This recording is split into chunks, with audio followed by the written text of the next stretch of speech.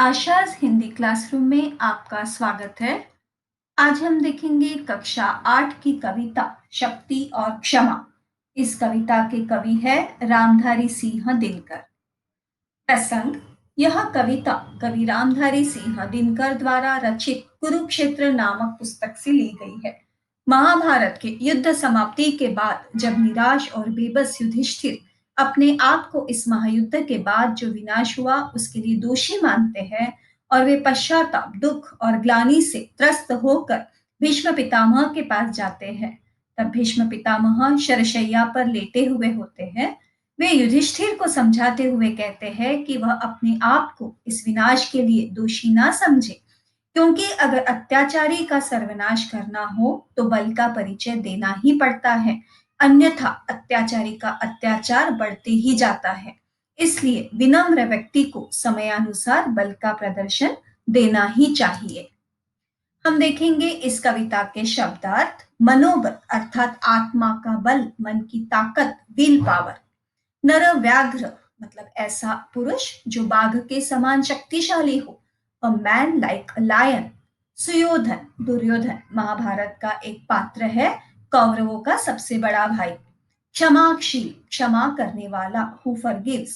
रिपु शत्रु, एनिमी। विनत झुका हुआ, नम्र, पोलाइट। पौरुष शक्ति, पराक्रम, वीरता, मस्कुलिनिटी, करेज। भुजंग अर्थात सांप, स्नेक। दंतहीन अर्थात बिना दांत वाला, विदाउट टेथ। छंद श्लोक अर्थात वर्स या स्टैंजा। अनुनय मतलब विनती, रिक्वेस्ट। नाद अर्थात स्वर, आवाज, वॉइस। शर शर अर्थात बाण, एरो। त्राही त्राही अर्थात बचाओ, मेरी रक्षा करो, सेव मी। मूढ़ अर्थात मूर्ख, अज्ञानी, स्टूपिड। दीप्ति अर्थात चमक, शाइन। संधि वचन अर्थात सुलह समझौते का प्रस्ताव मतलब सेटलमेंट करना। संपूज्य अर्थात पूजा के योग्य। वर्थ और वर्शिप, वर्थ ऑफ वर्शिप। दर्प दर्प अर्थात घमंड, प्राइड। अब हम देखेंगे इस कविता का भावार्थ एवं प्रश्न उत्तर। क्षमा दया तब त्याग मनोबल सबका लिया सहारा, पर नर व्याघ्र सुयोधन तुमसे कहो कहाँ कब हारा। क्षमाशील हो रिपु समक्ष तुम हुए विनत जितना ही, दृष्ट कौरवों ने तुमको कायर समझा उतना ही। भावार्थ: इन पंक्तियों में भीष्म पितामह युधिष्ठिर को समझाते हुए कहते हैं कि जब कौरवों को शांत करने के लिए तुमने क्षमा, दया, तप, त्याग और मनोबल का सहारा लिया, तब उस मानव रूपी पशु दुर्योधन ने तुमसे कहाँ हार मानी। जब तक तुम अपने शत्रु कौरवों के सामने अत्यधिक विनम्र और क्षमाशील बने रहे, तब तक शत्रु कौरवों ने तुम्हें उतना ही कायर और डरपोक समझा। तुम्हारे विनम्र स्वभाव के कारण तुम्हारी छवि एक कायर की बन चुकी थी और वे तुम्हें दबाते रहे थे। अत्याचार सहन करने का कुफल यही होता है, पौरुष का आतंक मनुज कोमल होकर खोता है। क्षमा शोभती उस भुजंग को जिसके पास गरल हो, उसको क्या जो दंतहीन विष रहित विनित सरल हो। अर्थात अत्याचार सहने का बुरा परिणाम यह होता है कि मानव विनम्र एवं कोमल होने के कारण अपने पौरुष को खो देता है, वह अपनी मर्दानगी का भय खो देता है। क्षमा उस सर्प को शोभा देती है जो विषैला हो, वह अपने विष का प्रयोग ना करे तो उसका महत्व बढ़ जाता है, परंतु जिसके पास ना दांत हो ना विष हो, वो केवल विनम्र और सरल स्वभाव का हो, उसे क्षमाशील होकर क्या फायदा। अर्थात शक्तिशाली एवं पराक्रमी व्यक्ति किसी को क्षमा करे तो उसकी शोभा बढ़ती है, परंतु जिसके पास शक्ति ही नहीं, वह किसी को क्या क्षमा करेगा, उसके क्षमा का कोई महत्व नहीं है।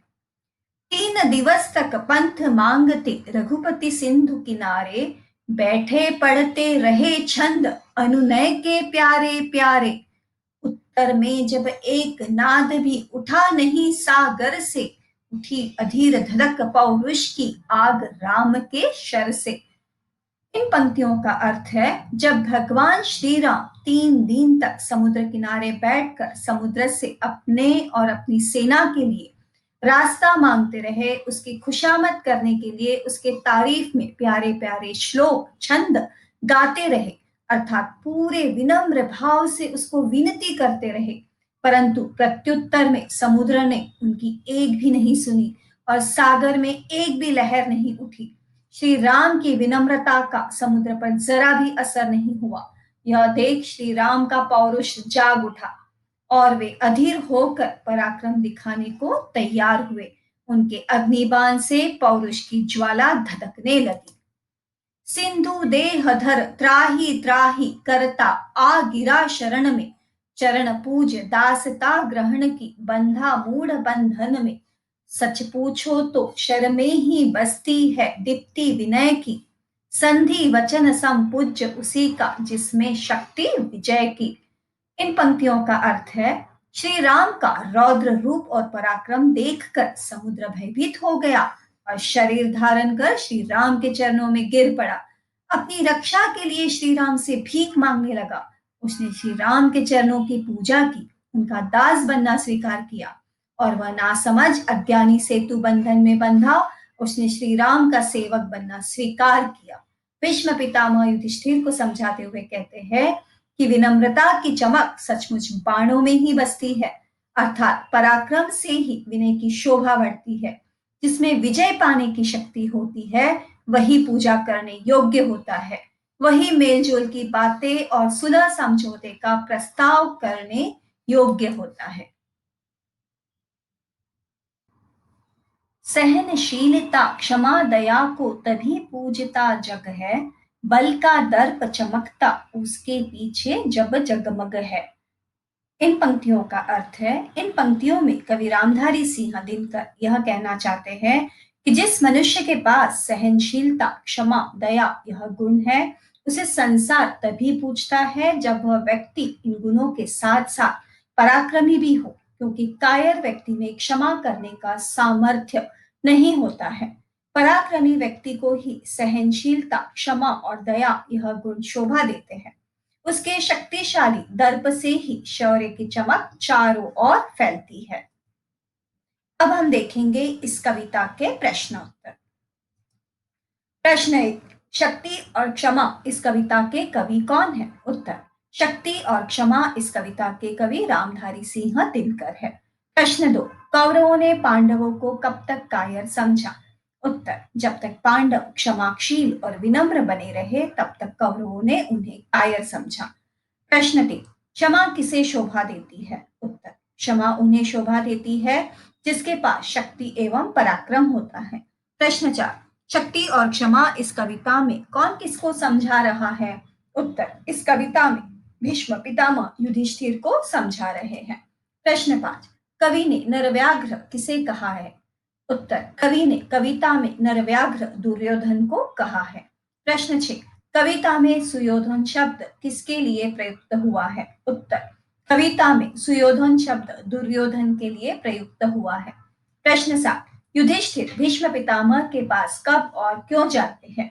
उत्तर, महाभारत के युद्ध की समाप्ति के बाद सर्वत्र विनाश देखकर निराश होकर युधिष्ठिर जब भीष्म पितामह के पास जाते हैं तो वे शरशैया पर लेटे हुए होते हैं। युधिष्ठिर महाभारत के युद्ध में हुए विनाश के लिए स्वयं को दोषी मान रहे थे। उस समय वह ग्लानि और दुख से पीड़ित थे। प्रश्न 8, सहनशीलता दया क्षमा आदि गुणों की कद्र कब होती है? उत्तर, सहनशीलता क्षमा दया आदि के साथ व्यक्ति में पराक्रम और शक्ति भी होनी चाहिए, तभी इन गुणों की कद्र होती है। पौरुष पराक्रम एवं शक्ति से ही किसी को दबाया जा सकता है और यश भी फैलाया जा सकता है। अन्यथा सहनशीलता दया क्षमा आदि गुणों का अनुचित लाभ उठाने में कोई भी संकोच नहीं करेगा। प्रश्न 9, सागर ने राम की दासता कब स्वीकार की? उत्तर, जब राम ने सागर के सामने अपनी शक्ति प्रकट की, भयानक अग्निबाण निकालकर समुद्र को सोखने के लिए तैयार हो गए, तब भयभीत होकर सागर ने उनकी दासता स्वीकार कर ली। तब समुद्र उनकी शक्ति से डर गया और उनके शरण में आ गया। प्रश्न 10, 3 दिन तक श्री राम समुद्र के किनारे क्या करते रहे? उत्तर, श्री राम 3 दिन तक समुद्र के किनारे बैठकर समुद्र से पार जाने का रास्ता मांगते रहे। समुद्र से प्रार्थना और विनती करते रहे कि उन्हें सेना सहित समुद्र को पार जाने का रास्ता दे। इस प्रकार वे अपनी शक्ति का प्रदर्शन किए बिना विनम्र बने रहे और सागर की तारीफ में प्यारे प्यारे छंद पढ़ते रहे। प्रश्न 11। विनय राम को अपने धनुष की प्रत्यंचा पर बाण क्यों चढ़ाना पड़ा? उत्तर। भगवान राम विनय पूर्वक 3 दिन तक समुद्र से रास्ता मांगते रहे, पर उसमें एक भी लहर नहीं जागी। वे 3 दिन तक समुद्र के तारीफ में छंद पढ़ते रहे। उन्होंने 3 दिन तक इंतजार किया और समुद्र की दुष्टता को क्षमा किया, पर समुद्र ने जब उनकी एक नहीं सुनी और प्रत्युत्तर में समुद्र में एक भी लहर नहीं उठी, तो राम को अपनी शक्ति का सहारा लेना पड़ा और अपने धनुष की प्रत्यंचा पर बाण को चढ़ाना पड़ा। प्रश्न 12। वेशहीन, विनीत और गरल सांप द्वारा प्रदत्त क्षमा निरर्थक है, कविता के आधार पर स्पष्ट कीजिए। उत्तर। वेशहीन, विनीत और गरल सांप द्वारा प्रदत्त क्षमा पराक्रम से रहित होने से निरर्थक रहती है, क्योंकि जब शत्रु का सामना करने की या उसे दंडित करने की शक्ति ही नहीं, तो फिर उसे क्षमा करना भी केवल दिखावा है।